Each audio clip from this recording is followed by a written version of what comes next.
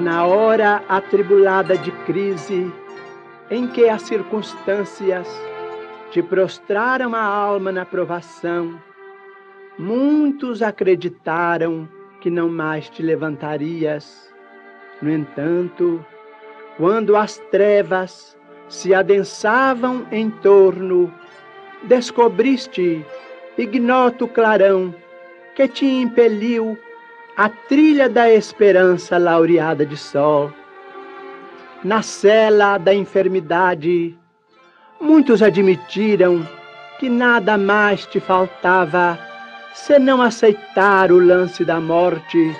Contudo, nos instantes extremos, mãos intangíveis te afagaram as células fatigadas, renovando-lhes o calor, para que não deixasses em meio o serviço que te assinala a presença na terra.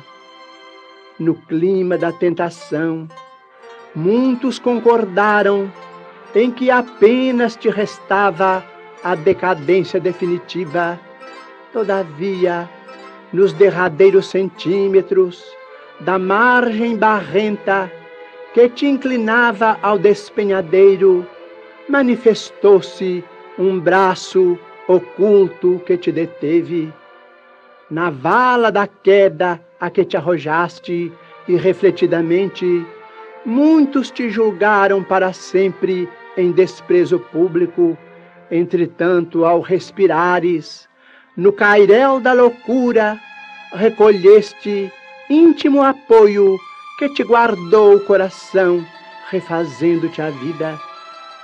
Na tapera da solidão, a que te relegaram os entes mais queridos, muitos te supuseram em supremo abandono, mas no último sorvo do pranto que te parecia inestancável, experimentaste inexplicável arrimo, induzindo-te a buscar outros afetos que passaram a enobrecer-te. No turbilhão das dificuldades que te envolvam o dia, pensa em Deus, o amor onipotente que não nos desampara. Por mais aflitiva seja a dor, trará Ele bálsamo que consola. Por mais obscuro o problema, dará caminho certo a justa solução. Ainda assim, não te afoites em personalizá-lo ou defini-lo. Baste-nos a palavra de Jesus, que nos revelou como sendo nosso Pai. Sobretudo, não te importe se alguém lhe nega a existência, enquanto se lhe abrilhantam as palavras nas aparências do mundo, quando pudeste encontrá-lo dentro do coração nos momentos de angústia. É natural seja assim. Quando a noite aparece, é que os olhos dos homens conseguem divisar o esplendor das estrelas. A nossa querida Marlene Nobre lançou 11 livros pela editora Fé. Foram mais de 160 mil exemplares vendidos até o ano passado. No final de 2014, ela fez um apanhado dos 40 anos de convivência com o médium mineiro Chico Xavier e lançou o seu último livro, Meus Pedaços de Espelho. Nesse livro, ela fala dessa convivência íntima que ela teve com Chico Xavier. Vamos ouvir a observação que Chico fez sobre críticas. Eu estive trabalhando esses dias no meu livro, que fala sobre a minha amizade com Chico Xavier, relembrando fatos importantes, conversas, enfim, a nossa vivência nos 4 anos de Uberaba e nos mais de 40 anos após a minha vinda para São Paulo.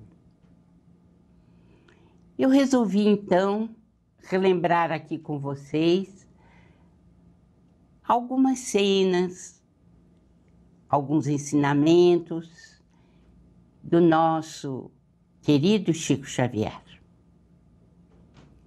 O que vamos ver hoje aconteceu em julho de 1967. Chico completava naquela data 40 anos de mediunidade.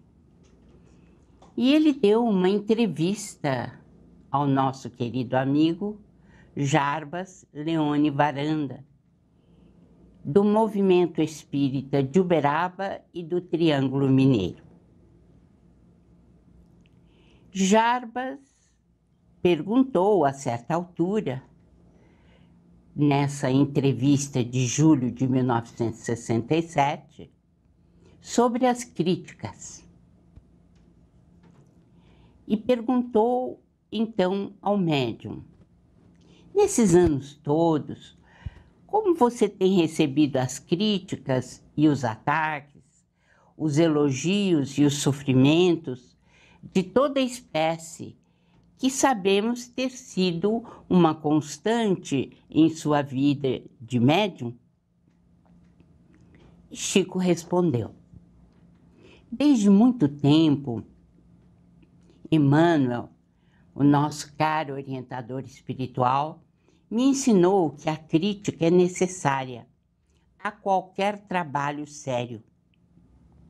E à vista disso, admito que todos aqueles que ainda não se afinam comigo estão em melhores condições para verem os meus defeitos. De vez que os nossos amigos, em nos estimulando para o cumprimento de nossas obrigações, se detêm muito mais nos bons desejos que apresentamos, interpretando, às vezes, os nossos votos de melhoria moral como realidades concretas, quando estamos apenas no capítulo das aspirações elevadas. Diz Emmanuel que precisamos dos amigos para acertar com os nossos deveres e dos adversários para corrigir as deficiências de que sejamos portadores. Entre uns e outros, estamos a caminho do que devemos ser, conforme os padrões de Jesus. Sofremos por nossos amigos, por não sermos a criatura ideal ou o tipo de perfeição que eles esperam de nós. E sofremos com os nossos adversários, porque nem sempre carregamos todas as imperfeições e perversidades que eles nos atribuem. Mas os espíritos benfeitores asseveram que devemos todos ter paciência uns com os outros, porque um dia chegaremos à vida maior, na qual nos amaremos mutuamente como verdadeiros irmãos perante Deus.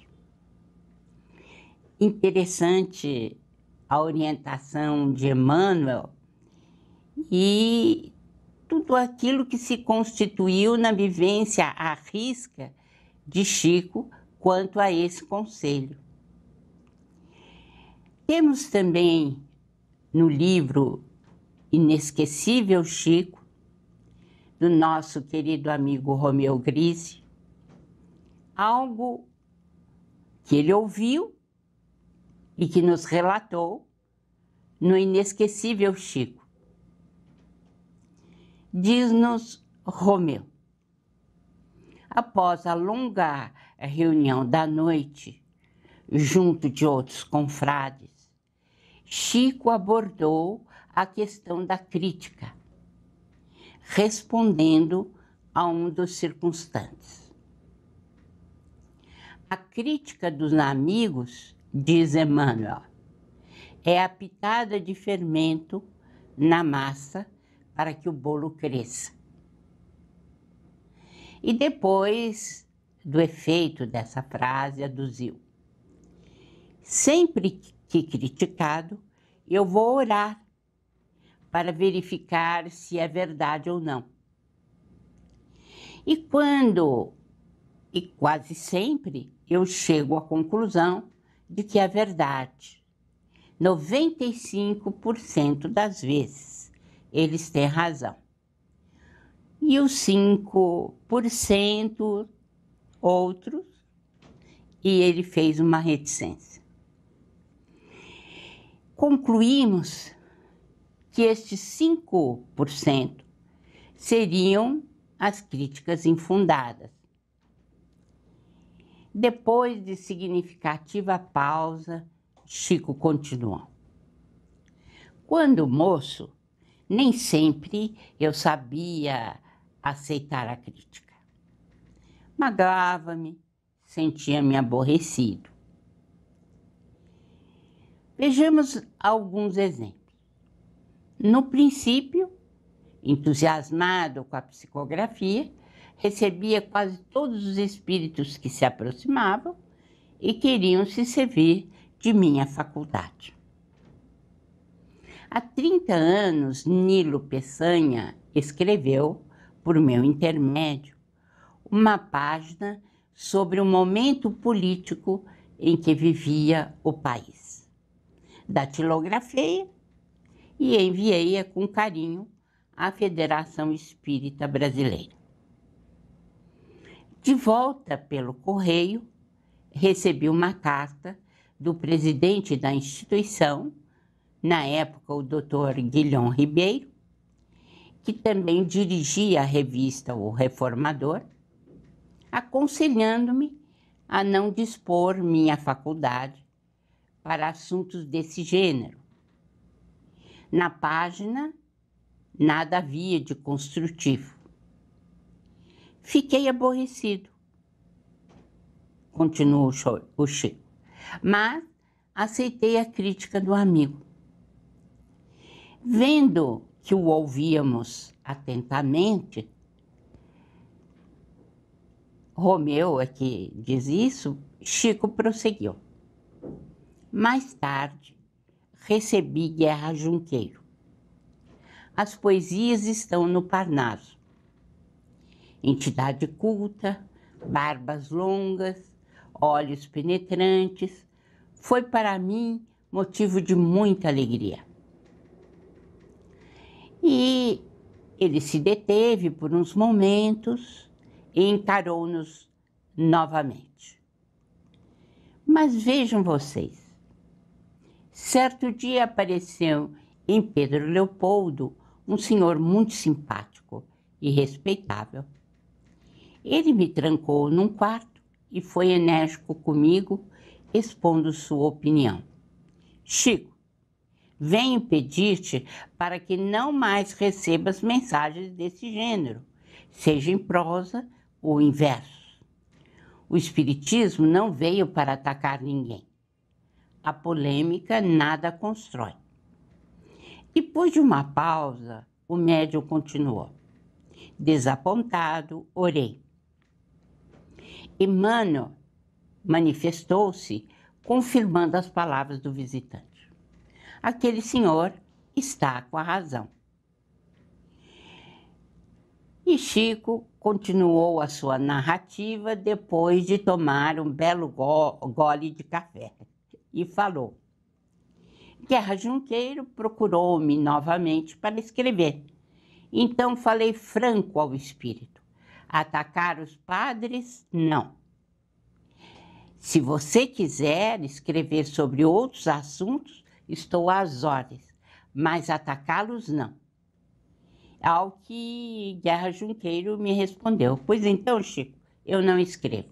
Por enquanto, não mudo de opinião. Não sei escrever sem atacar o clero. O médium concluiu: vejam vocês como as críticas me serviram. Aquele senhor simpático que me alertou, eu nunca mais o vi. Eu trouxe essas duas entrevistas do Chico, trechos, obviamente, para que nós possamos ter em mente que as críticas são necessárias e adotarmos os critérios do médium. Orar, verificar se as críticas são realmente construtivas, se elas partem de um coração que de alguma maneira está pleno de verdade, que deseja de alguma forma nos ajudar, ou se é uma crítica infundada. Mas sempre evoluiremos cada dia mais quando verificarmos que as críticas têm fundamento, procurarmos então corrigir os erros ou os defeitos ou a maneira errônea de interpretação e modificar a nossa conduta.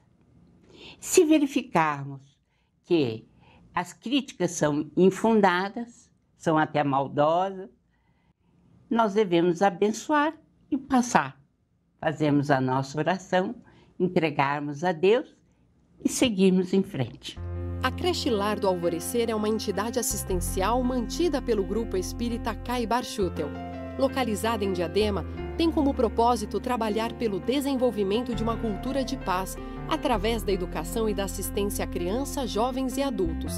São 250 crianças atendidas diariamente. Conheça nossas atividades e colabore conosco pelo ideal de um mundo melhor. www.lardoalvorecer.org.br. O jornal Folha Espírita, fundado em 18 de abril de 1974, se dedica à divulgação da doutrina espírita. Saiba mais sobre assuntos atuais com o enfoque do espiritismo, além de entrevistas e artigos de diversos colunistas. Você pode escolher na versão digital ou impressa. Acesse e faça sua assinatura. www.folhaespírita.com.br. Vamos ouvir agora o Dr. Luiz Gustavo com Saúde e Espiritualidade. Olá, caros amigos. Neste ano de 2015, iniciaremos um novo bloco no programa Portal de Luz, chamado Saúde e Espiritismo. Este bloco é idealizado pela Associação Médico Espírita de São Paulo e com o apoio da Associação Médico Espírita do Brasil e em parceria com o Grupo Espírita Caibar Schutel e editora Folha Espírita. O intuito desse bloco será de dar continuidade à abordagem de temas relacionados à saúde e sua interface com a doutrina espírita. Procuraremos fazê-la numa linguagem clara e acessível, sempre procurando destacar a importância da autoevangelização, da prática da caridade e da fé raciocinada no processo de busca pela saúde integral. A Associação Médico Espírita de São Paulo foi fundada em 1968 e trata-se de uma organização religiosa, científica, cultural, beneficente e sem fins lucrativos que tem por finalidade o estudo da doutrina espírita codificada por Allan Kardec e de sua fenomenologia, tendo em vista as suas relações, integração e aplicação nos campos da filosofia, da religião e das ciências, em particular da medicina, procurando fundamentá-las através de estudos, idealização e realização de experiências e investigações nesse sentido. A construção deste conhecimento médico-espírita ocorre por meio de estudos e pesquisas que comprovem o paradigma espírita. Entre outros princípios, a sobrevivência da alma, a comunicabilidade entre espíritos, a reencarnação, a constituição do ser humano em corpo físico, corpos sutis e espírito, demonstrando sua contribuição para o progresso da ciência e da medicina como um todo, dada a importância de que se revestem, evidenciando o caráter biopsico-sócio-espiritual de cada individualidade. Dessa forma, está atrelada à área educacional, pois visa levar estes conceitos à universidade e contribuir efetivamente para a mudança do paradigma materialista da ciência, vigente até o presente momento. Faz parte, igualmente, dos objetivos da AME São Paulo difundir o ideal médico espírita, através de simpósios, congressos, vídeos, boletins e outros meios de comunicação, e vivê-lo no ambiente hospitalar e ambulatorial, não se reduzindo exclusivamente ao atendimento médico. Mais tarde, em 1995, foi criada a Associação Médico Espírita do Brasil, com o intuito de agregar todas as associações médico-espíritas existentes em nosso país. Contou sempre com um trabalho abnegado e de muito amor da nossa querida doutora Marlene Nobre, que desencarnou em 5 de janeiro deste ano. Doutora Marlene procurou vivenciar não somente os ensinamentos do Cristo, como também mostrou-se trabalhadora fiel na seara espírita através de seu exemplo de dedicação, estudo e divulgação da doutrina espírita. Dessa forma, no intuito de continuarmos as atividades por ela iniciadas, é que procuraremos semanalmente trazer alguns temas ligados à saúde e estabelecer seu paralelo e entendimento à luz do Espiritismo. Esperamos contar com sua participação enviando-nos perguntas, sugestões ou críticas que poderão ser enviadas através do site da AME São Paulo. E aproveito para convidar a todos vocês a participarem do Congresso Nacional da Associação Médico Espírita do Brasil, o MEDNESP, que acontecerá em Goiânia, Goiás, entre os dias 3 e 6 de junho de 2015, durante o feriado de Corpus Christi. Será a 10ª edição do MEDNESP, onde comemoraremos os 20 anos da fundação da AME Brasil. O evento tem por objetivo discutir ideias, estudos e pesquisas que levem a alma imortal à medicina, aos hospitais, consultórios e ambulatórios, contribuindo assim para a construção da espiritualidade na saúde. Para maiores informações e inscrições, acesse o site do MEDNESP. Será um prazer tê-los conosco. Um grande abraço e até o próximo encontro. No Portal de Luz, agora Sandra Marinho com Educa Tua Alma. Amigos e amigas, se procurarmos no dicionário o significado da palavra intransigência, encontraremos a seguinte definição: falta de transigência, intolerância, austeridade e rigidez. Intransigência é uma característica humana capaz de acarretar muito sofrimento, não somente ao intransigente, como também a todos que compartilham a existência com ele. Não é a intenção fazer apologia ao caráter moleirão, que a tudo cede, sem analisar quaisquer consequências de suas atitudes e decisões, bem como avaliar prejuízos que poderá ocasionar às outras pessoas. Por exemplo, o pai de família que tudo permite, que põe a direção do automóvel nas mãos do filho menor, sem pensar nas consequências. Do mesmo modo, a mãe que tudo cede ao filho ainda pequeno, que se desenvolverá sem limites para nada, tornando-se verdugo do próprio lar. Não encontraremos exemplos somente nos pais amplamente transigentes. Se puxarmos pela memória, lembraremos de algum fato desastroso provocado por administradores, professores ou dirigentes muito transigentes. O espírito Humberto de Campos, no livro Contos desta e d'Outra Vida, relata-nos um caso interessante ocorrido na Idade Média. Um orientador do escritor, lá no plano espiritual, contou-lhe que quando vivia numa aldeia do velho mundo, um jovem ferreiro que se apaixonou pela justiça e integrado a certa facção política, considerava inimigas todas as pessoas que não concordassem com seu ponto de vista. Para ele, tolerância era um grave erro, ou seja, tolerância zero. todos aqueles que não rezassem pela sua cartilha eram marcadas em seu livro negro. Desta forma, vivia entre intrigas e contendas, armando ciladas para os seus desafetos. Foi assim que um dia procurou um juiz local para reclamar do estado precário da única prisão existente, que não oferecia qualquer resistência à fuga dos bandidos. Ofereceu-se, inclusive, para reformar o cubículo a fim de torná-lo de fato uma prisão. O juiz era um homem ponderado e disse-lhe: meu filho, a justiça deve ser exercida com amor para não se tornar crueldade, visto que também nós um dia precisaremos ser justiçados.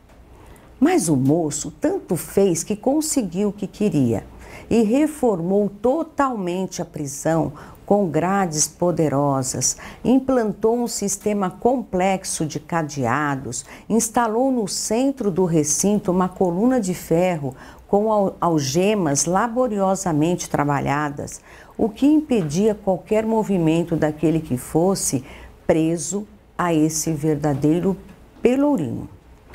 O fato é que o jovem tornou-se um famoso artífice na construção de prisões, sendo chamado por autoridades de diversas cidades da época para realizar tal trabalho. Tornou-se um bem-sucedido empresário nesse ramo e, ao longo de 20 anos, contando com a colaboração de operários, construiu muitas prisões pelo mundo afora. Até que um dia, quando já havia se mudado para uma grande cidade, numa noite cometeu uma leve falta que inimigos gratuitos deram conta de concretizar. Assim, foi parar na cadeia. Quando já prisioneiro, ficou a matutar sobre a possibilidade de fugir dali com a ajuda de companheiros. Olhou à volta e qual a surpresa ao identificar sua marca nos ferros e perceber que foi encarcerado numa das prisões de sua própria fabricação e ali permaneceu trancafiado até a morte. Concluindo, meus amigos e amigas, é justo cultivarmos ideais e convicções que nos pareçam mais adequados. Porém, a lei de ação e reação está aí para nos lembrar que seremos tratados com o mesmo rigor com que tratamos os outros. Como gostaríamos que os outros nos tratassem em relação às nossas ideias, às nossas convicções, à nossa liberdade de expressão? Enfim, pensemos nisso. Um grande abraço e até o próximo encontro. Portal de Luz termina aqui e até a próxima semana.